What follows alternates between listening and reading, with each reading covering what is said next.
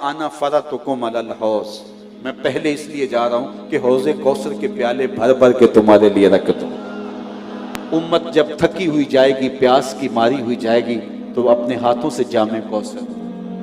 تو حضور رہے تو خیر، میرا اس دنیا پہ رہنا بھی تمہارے لیے بہتر اور میرا اس دنیا سے جانا بھی تمہارے لیے بہتر۔ اس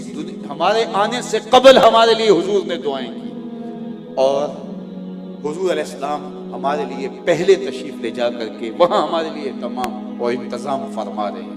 تو کہا محبوب ہم آپ کو راضی کر دیں گے، جس طرح تم چاہو گے ویسے ہی ہو جائے گا۔ تو امت کے لیے یہ حضور کی دل سوزیاں، یہ حضور کی محبت، اب وہی عکس آپ سیدہ سلام اللہ علیہا کے پاکیزہ وجود میں دیکھتے ہیں کہ سجدے میں سر رکھ کر کے امت کی بخشش کی دعائیں مانگتی، امت کی نجات کی دعائیں مانگتی۔ آج سیدہ فاطمہ الزہرا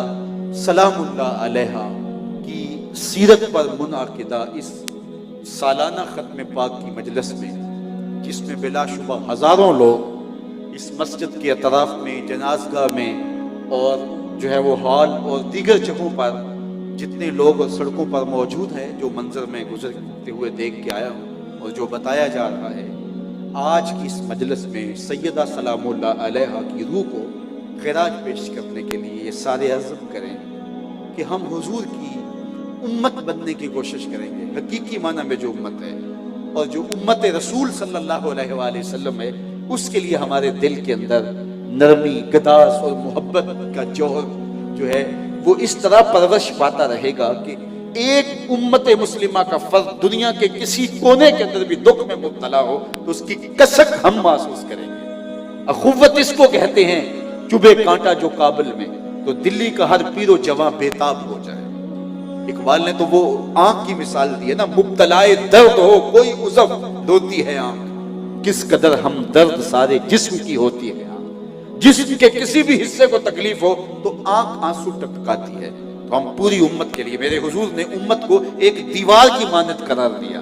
جس کی جو ہے وہ اینٹیں ایک دوسرے کے ساتھ پیوست ہیں، اور یا حضور نے جسم کی مانند قرار دیا اور فرمایا کہ جس طرح جسم کے کسی عضو کو تکلیف پہنچے اور پورا جسم بخار میں مبتلا ہو جاتا ہے، تو امت جہاں بھی کٹ رہی ہو، لٹ رہی ہو، کاش کہ ہم فرقہ پرستی کے آزار سے نکل کر کے اور جغرافیائی تقسیمات سے نکل کر کے ہم امت کے تصور کو اجاگر کریں کہ اس وقت امت ہم سے کیا تقاضا کر رہی ہے۔ آج دنیا گلوبل ولیج بن گیا ہے اور پورا کفر ملت واحدہ کی صورت کے اندر ہمارے سامنے ہے۔ وہ ایک دوسرے کے مفادات کے لیے کھڑے ہوتے ہیں، ایک دوسرے کے مفاد کے لیے لڑتے ہیں، لیکن آج ہم جو ہے وہ گروہی تقسیم میں اور ہم جو ہے وہ فرقہ وارانہ تقسیم میں مزید تشدد اور گروہ بندی کا شکار ہوتے چلے جا رہے ہیں، اور جو ہے پھر لابیوں اور لابیوں سے پھر آگے کہاں سے کہاں لڑکتے چلے جا رہے ہیں اور بند گلیوں میں داخل ہو رہے ہیں۔ آج امت کے تصور کو پھر اجاگر کرنا ہوگا۔ شام میں کٹنے والا مسلمان میرے بدن کا حصہ ہے، اور عراق میں کٹنے والا مسلمان میرے بدن کا حصہ ہے۔ یمن کے اندر جس لاش کے ٹکڑے کیے جاتے ہیں وہ خنجر میرے سینے پہ چلتا ہے، اور کشمیر کے اندر جس بیٹی کی آبرو اور عزت پامال ہوتی ہے وہ میری بہن اور میری بیٹی ہے، اور فلسطین کے اندر جن بچوں کو ذبح کیا جا رہا ہے وہ میرے فرزند ہیں، وہ میرے بیٹے ہیں۔ یہ میرے حضور کی سیرت کا عکس ہے، یہ میرے حضور کی یہ دل سوزیوں کا اور حضور علیہ السلام کی مبارک طبع کا نور ہے۔ اور سیدہ فاطمہ الزہرا سلام اللہ علیہا سجدے میں سر رکھتی ہیں اور حضور کے ایک ایک قدم پہ امت کے غلاموں کو جو جہنم میں پھنسے ہیں ان کو جہنم سے چھڑانے کی آرزو کرتی ہیں، اور اس شرط پہ سجدے کو لمبا کرتی ہیں، اور امت کا درد ان کے سینے کے اندر جس طرح جاگتا ہے اور امت کے لیے جو ان کی دل سوزیاں ہیں، تو آج ان کی روح کو خراج پیش عقیدت پیش کرنے کے لیے جس طرح مخدرات اسلام کو گھروں میں جو ہے وہ اپنی ذمہ داریوں کو سنبھال کر کے ایک قوم کی نشأت کے لیے اپنے کردار کو اجاگر کرنا پڑے گا، دوسری طرف جو ہے یہ ذمہ داری ہمیں بھی نبھانی ہوگی کہ ہم ایک امت واحدہ بننے کی کوشش کریں۔ اور پوری امت اس وقت امت لہو لہو ہے، زخم زخم ہے۔ آج دیکھیے کہ ہماری باہمی گروہی اور جغرافیائی اختلافات نے آج ہمیں کہاں کھڑا کر دیا ہے۔ پوری کائنات کے اندر ایک انچ جگہ بھی ایسی نہیں ہے جہاں آتش و آہن برستے اور وہ کفار کی سرزمین، جہاں بھی آگ برستی ہے، جہاں بھی بارود برستا ہے، وہ دھرتی مسلمانوں کی سرزمین ہے، دھرتی مسلمانوں کی دھرتی ہے۔ اور آج ہمارے تشدد نے، آؤ حضور سے معافی مانگے، اپنے رب سے معافی مانگے اور امت واحدہ بننے کے لیے عملی کردار ادا کریں۔ چھوڑ کے آپ کا دامن رحمت آقا ہم سے بھول ہوئی، چھوڑ کے آپ کا دامن رحمت آقا ہم سے بھول ہوئی، کھو دی اپنی قدر و قیمت آقا ہم سے بھول ہوئی۔ دیکھ ہماری آنکھ مچولی، اپنے سینے اپنی گولی، بھول گئے ہم درس اخوت آقا ہم سے بھول ہوئی۔ بن گئے سیم و زر کے بندے، تن کے اجلے من کے گندے، لٹ گئی ہم سے فقر کی دولت آقا ہم سے بھول ہوئی۔ دنیا کے ٹھکرائے ہوئے ہیں، تیرے در پہ آئے ہوئے ہیں، کھول دے اپنا باب رحمت آقا ہم سے بھول ہوئی۔ ہم نے بزرگوں سے سنا ہے، اپنے بڑوں سے سنا ہے، علماء صوفیاء نے لکھا ہے کہ جو فریاد سیدہ فاطمہ کے ذریعے سے حضور کی بارگاہ میں پیش کی جائے وہ رد نہیں کی جاتی۔ تو آؤ وسیلہ زہرا سے حضور کی بارگاہ میں عرض کریں، آقا ہم سے بھول ہوئی، ہمیں معاف کر دیجئے۔ ہم دوبارہ امت بننے کی کوشش میں لگ جائیں گے اور ہم اپنے باہمی فروئی اختلافات کو ختم کر کے، جغرافیائی تقسیم سے نظریں ہٹا کر کے امت وحدہ کے تصور کو اجاگر کرنے کی کوشش کریں گے۔ یہ امت جب امت بن جائے گی اور خلافت اسلامیہ کا جب احیاء ہو جائے گا تو پھر وہ وقت دور نہیں ہے کہ امت مسلمہ پھر اپنے پاؤں پہ کھڑی ہوگی اور کوئی میلی آنکھ سے کسی مسلم جو ہے وہ فرد کو نہیں دیکھ سکے گا، کسی عورت کی آبرو کی طرف کوئی نظر اٹھا کے نہیں دیکھ سکے گا۔ جب ہم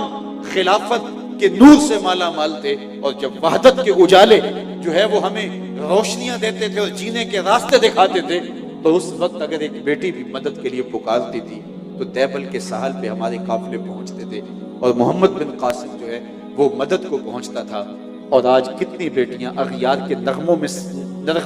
سسک رہی ہیں، کوئی ان کی فریاد کو پہنچنے والا نہیں۔ میں نے فلسطین کی بچیوں کی ایک تصویر دیکھی تھی ماضی میں کہ وہ ساحل کے کنارے پہ کھڑے ہو کر کے پاکستان کی طرف منہ کر کے جھنڈے لہرا کے پاکستان کو آوازیں دے رہی ہیں، لیکن آج کوئی محمد بن قاسم، کوئی صلاح الدین ایوبی، کوئی نور الدین زنگی نہیں، کوئی آنکھیں وارث شاہ نو اج قبراں وچوں بول، کوئی آنکھیں وارث شاہ نو اج قبراں وچوں بول، اج کتاب عشق دا کوئی اگلا ورقہ کھول۔ ایک روئی سی دی پنجاب دی تو لکھ لکھ مارے وین، اج لکھاں دیاں دیس دیاں وارث شاہ تینوں کہن، اج دین نبی دا وانگ یتیماں تے گھر کر تکے کھاوے، کتھوں لبا عمر بہادر جڑا روندے نو گھل لاوے۔ تو آؤ سب سے پہلے معافی مانگیں، اپنے گناہوں کی معافی مانگیں، حضور سے معذرت کریں کہ ہم نے امت شکنی کا جرم کیا، ہم نے امت شکنی کا جرم کیا اور آج ہمارے اوپر یہ حالات آئے۔ ہم وحدت کا سبق پھر پڑھیں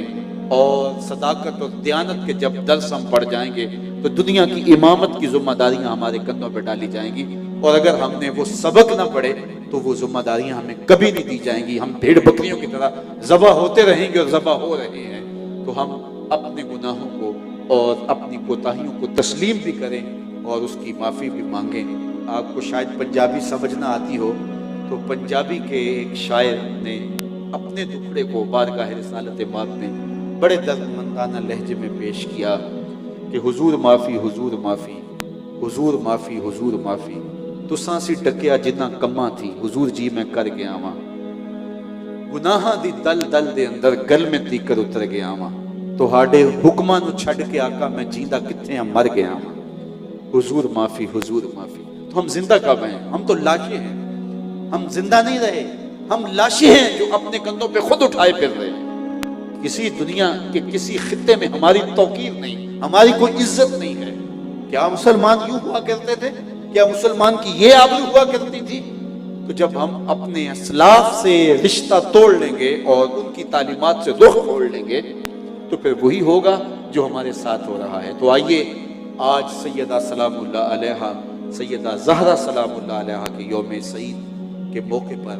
آج ان کے تذکرہ نور کے جھرمٹ کے اندر ہم اپنے گناہوں کا اعتراف کر کے اللہ سے معافی مانگیں اور ہم عزم کریں، بالخصوص مقدرات اسلام ایک نئی قوم کی تیاری کے لیے ایک جد و جہد کا آغاز کریں، ایک قد و کاوش عمل میں لائیں اور گھروں میں سمٹ کے اپنی نسل، اس کے جو امانت دی گئی ہے اولاد کی شکل کے اندر، یہ اس کا ماں کی گود ہی پہلا مدرسہ ہے، تو اس درس گاہ کی جو تعلیم ہے وہ خوبصورت ہونی چاہیے، کیونکہ ماں جب سکھاتی ہے، جو ماں تعلیم دے سکتی ہے وہ کسی اور درس گاہ سے نہیں ملتی۔ اقبال کا ایک لہجہ دیکھیے کتنا دل آویز ہے، یہ فیضان نظر تھا یا کہ مکتب کی کرامت تھی، سکھائے کس نے اسماعیل کو آداب فرزند تھی۔ آغوش